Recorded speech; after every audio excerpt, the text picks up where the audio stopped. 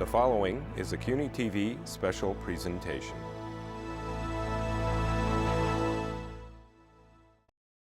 This morning, we are pleased to welcome back to ABNY New York City Public Advocate Bill deBlasio. Bill got a start in New York City government working on David Dinkins' campaign for mayor, and then served as an aide in the mayor's office. During the Clinton administration, Bill was the appointed regional director of HUD, where he worked under the then Secretary Andrew Cuomo. In 2000, Bill managed Hillary Clinton's successful campaign for U.S. Senate, and the following year was elected to New York City Council, where he represented the 39th district, which includes several neighborhoods in western Brooklyn. Bill was elected to serve as New York City's public advocate in November of 2009. We look forward to hearing about your efforts to promote economic growth throughout the city. Ladies and gentlemen, please welcome New York City Public Advocate Bill deBlasio.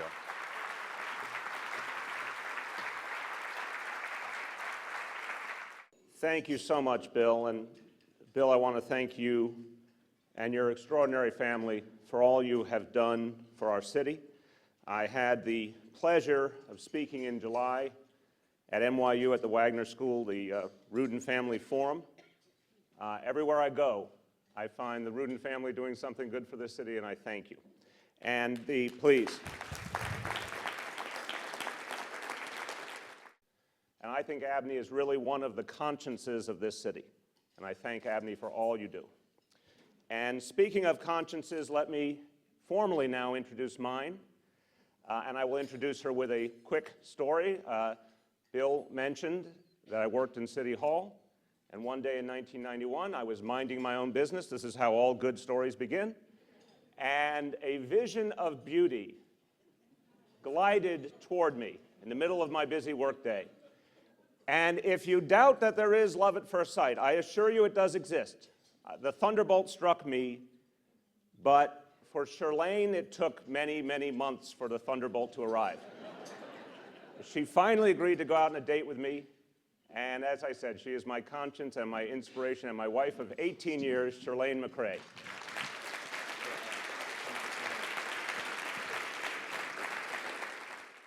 Now I want to start by referencing what I think is one of the most powerful public moments of 2012. I happened to be in the Time Warner Center in Charlotte the night of September 5th when Bill Clinton gave his speech. I thought it was really one of the extraordinary moments in recent public discourse. And I not only appreciated the argument he laid out, and I appreciated the way that he combined what he had done to the work President Obama is doing now. I think, like many Americans, I got from that speech a sense of clarity, a sense of hope, a sense of a direction we needed to go in. For me, it was also very personal. As Bill mentioned, I served under President Clinton and his administration. I had the great honor of working with the then First Lady on her first campaign. So I felt a personal appreciation, a personal connection, but I also felt that it summarized something philosophically crucial in how we have to approach the times we're in. And at NYU, I said this a few months back, and I say it many places. We're in a structurally different time, a structurally different economic moment than most of us have known throughout our lives, and that demands a different approach. In the speech, one brief section from that speech I think summarized it beautifully. The president said, "We think the country works better with a strong middle class, with real opportunities for poor folks to work their way into it, with a relentless focus on the future, with business and government actually working together to promote growth and broadly shared prosperity. You see, we believe that we're all in this together is a far better philosophy than you're on your own." President Clinton, I think, expanded in that speech upon something else he did, which is very striking. I don't think it got the attention it deserved. The book he wrote last year, Back to Work, which I think is a tremendous analysis and prescription for where we need to go economically. I think this is true for cities and states and the federal government equally. What he said in that book, one quick section, he said, "Policy failures over the years have given us anemic, increasingly unequal economy with too few jobs and stagnant incomes, and put us at a competitive disadvantage compared with other nations. and he called for, quote, a focus on what role government must play in America's renewal. Now, the president said government, and he didn't just say federal government. You'll remember that his original milieu was his experiences in his hometown, famously talked about for years, and his work as governor of Arkansas. So his analysis regards the role that government at all levels must play in restarting this economy, making it more equal, creating real lasting prosperity, and that pathway to the middle class, which has been elusive lately. When I spoke at NYU in July, I tried to lay out some of the things I think we need to do as a city playing off of this same kind of philosophy. And I think we can have an increasingly strong middle class. I think we can have the most innovative private sector in the world. That's been New York's tradition. And I think we can have shared prosperity, but shared prosperity that reaches across all 5 boroughs, every type of neighborhood. You may be thinking, well, some of the factors are beyond our control in the national or the international economy. That's true, but New York City has a unique capacity to shape its own destiny because of all that we bring to the table in both our public and private sectors.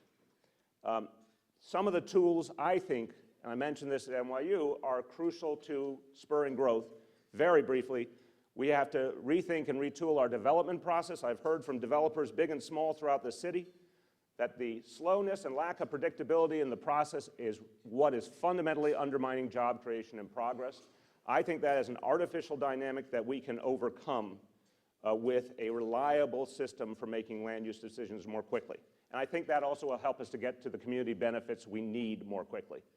I think we need to lessen the burden of needless fines on our small businesses. It's been, in my view, a dynamic in this city in recent years where we treat small businesses as a revenue source rather than a job creation partner. I think we're making that mistake, particularly when it comes to our immigrant small businesses. We can do much better on that front.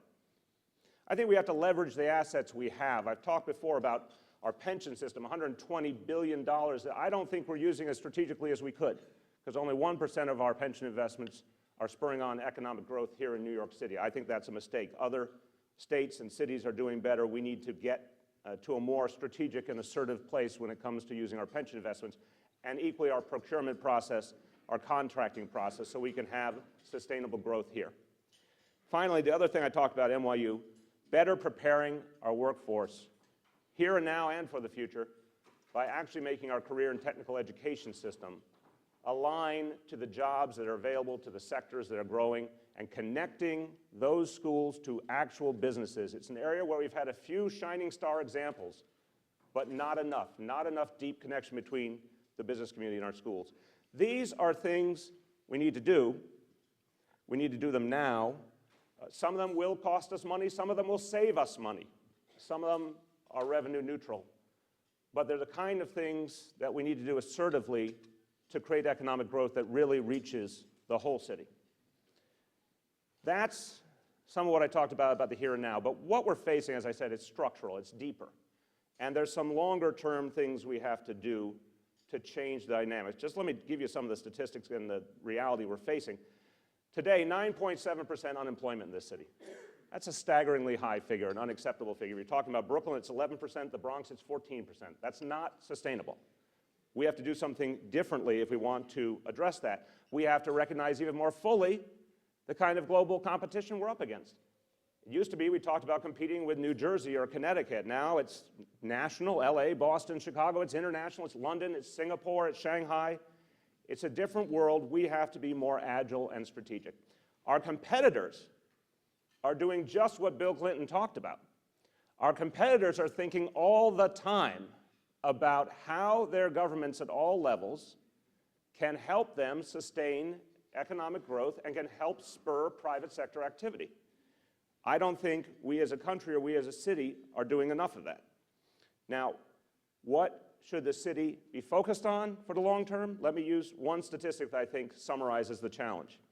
According to the United States Department of Education, 60% of the jobs in the 21st century will require skills possessed by only 20% of the American workforce at this point. That's the problem. We're not building the skill set necessary for the jobs ahead and the economic reality ahead. New York City has always had the most educated and productive workforce. But we're not taking the steps now to sustain that historical reality. So what we have to do is say, what will it take to get our education system to focus on the goal of every child being either ready to go to college or ready to go productively straight into the workforce? And I've said some of that will be about connecting schools to business more thoroughly than we're doing it today, but some of it will be about making strategic, longer-term investments. Let's face it, we're in a city with deeply entrenched educational disparities. Some kids have a chance and prevail throughout life. Some kids are not given that full chance. And we just can't succeed as a city if that reality continues. It's not what we believe in. I know a lot of the people in this room. It's not what we philosophically want. We want opportunity for all. But this is not just about ideals. This is about economic reality. This is about aligning our education system to the economy that is moving rapidly and securing our economic future. And you look around the country, you look around the world, our competitors have gotten that message, and here's what they say when it comes to education. Start learning sooner, keep learning longer. That's what we see around the country and around the world. So what I think we need is a serious investment in making our education system truly prepare our kids for the modern economy. I don't think you can do that through pilots and one-offs. I don't think we're talking about minimal remediation. We're talking about foundationally changing the approach. And by the way, as a taxpayer myself, we're talking about putting money where it will have the biggest impact. We're talking about strategic investments that every citizen and every taxpayer can see have a lasting, powerful effect. It's also what our parents need. You know, Charlene and I have brought up 2 kids in this city, and we know what parents all over this city are struggling with. And the modern economy is making it harder. The stresses of parenting are harder than ever. People are struggling to get the income they used to be able to get more easily just a few years ago. The parenting equation is harder than ever. If you want the economy to work, you have to make sure that parenting can work as well. So what we need is a more fundamental transformation of our approach, particularly at the early years of education, and we have to make it universal. It can't be some kids are lucky enough to get it and others are not. And again, I say that as a parent of 2 kids who went through our public school system and having talked to thousands of parents around this city about their reality. So what am I calling for today? I'm calling for a new comprehensive early education system that serves every 4-year-old in New York City, and I'm calling for a major expansion of after-school academics and enrichment in our middle schools, that sensitive middle school level, to help solidify the skills of our kids so they will be ready for that economic future. I think this is something we all have to do together so we are really ready for the 21st century. Now let's first talk about early education. I was very involved in this issue in the City Council, and for some years we actually were making progress with quality childcare and expanding teaching childcare to more and more kids in the city, and then we started to go in the wrong direction. Again, this is not just a discussion of fairness or how we address inequality. This is a very economic discussion because we've seen time and time again that this is where our education dollars have the biggest impact. And that, in fact, if we keep investing too late in the process, we are actually using money in a way that's not fair to ourselves, our children, and our taxpayers. Now, let me give you a sense of what the competition is doing. I think it's pretty stark. The Center for American Progress, the Center for Next Generation, reported in August. By 2020, China will enroll 40 million children in preschool, a 50% increase from today, and they'll provide 70% of children with 3 years of preschool. By 2020, India will more than double the percentage of children entering school ready to learn, and then by 2030 go even higher. In the United States, 60% of kindergartners come in lacking basic skills like counting to 10 and recognizing letters of the alphabet. Competition knows what it takes. We as a country, we as a state, we as a city have to do better.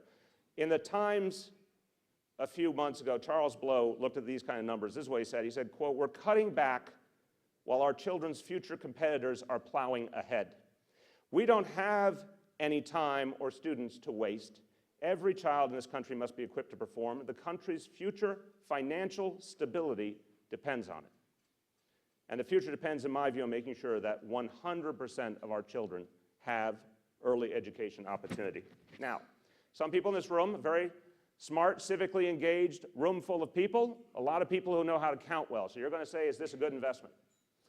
Let me quote Ben Bernanke, the chairman of the Federal Reserve, from this July, quote, "Economically speaking, early childhood programs are a good investment with inflation-adjusted annual rates of return on the funds dedicated to these programs estimated to reach 10% or higher.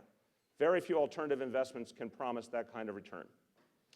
So what am I saying specifically? We have about 68,000 kids now who are our universe. That's about the number that go into kindergarten now.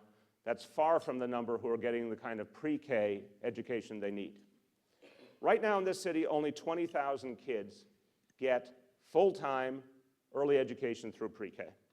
38,000 have part-time. That's 3 hours a day on a schedule that does not work for parents or for the modern economy and doesn't give kids what they need. There's about 10,000 kids who don't get pre-K who need it in this city.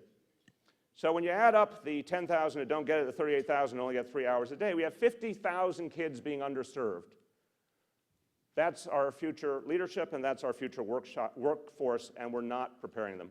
By the way, as I said, our competitors are moving forward on this front. In this city, since 2008, we have cut, in total, 9,000, so the net, 9,000 quality childcare and early education seats since 2008. So we have actually gone backwards while our competitors are going forward. How do we get to that 100% concept? How do we get to a point where when a child turns 4 years old in New York City, unless they are going to a private program or their family decides they need to stay home, how do we get to that point where they are plugged into an education system that gets them learning from the very beginning? Because I assure you they are ready to learn at a more sophisticated level when they get to 4 years old. What we have to do is get all 68,000 kids in that universe to full-time pre-K. We can't have part-time seats anymore. We can't have kids on wait lists. We have to get all 68,000 served if we want to lay a foundation for our future. Thank you. So that's the first transition when a child goes from family into formal learning. That is the single most crucial transition. That's what we have to do better. The second transition I want to speak about, every parent can relate to this challenge, is middle school. Middle school has been that difficult, often dangerous time in a child's life. They're betwixt and between. They leave their family more. They leave their neighborhood more. The bad influences start to surround them. It's a time when our young people are either going to solidify the correct path and deepen their learning, or it's a time where they start to slip into the wrong path. And it's a time when class sizes start to go up. When you look at the national debate, it's pretty clear where we need to go. We need to extend learning time in one form or another. There are different attitudes out there of how to do it. There's not a lot of debate on the need to do something better and something more. Now, in New York City, it's clear, a lot of schools, most schools end around 3 p.m. It's that 3 p.m. to 6 p.m. reality that we care about.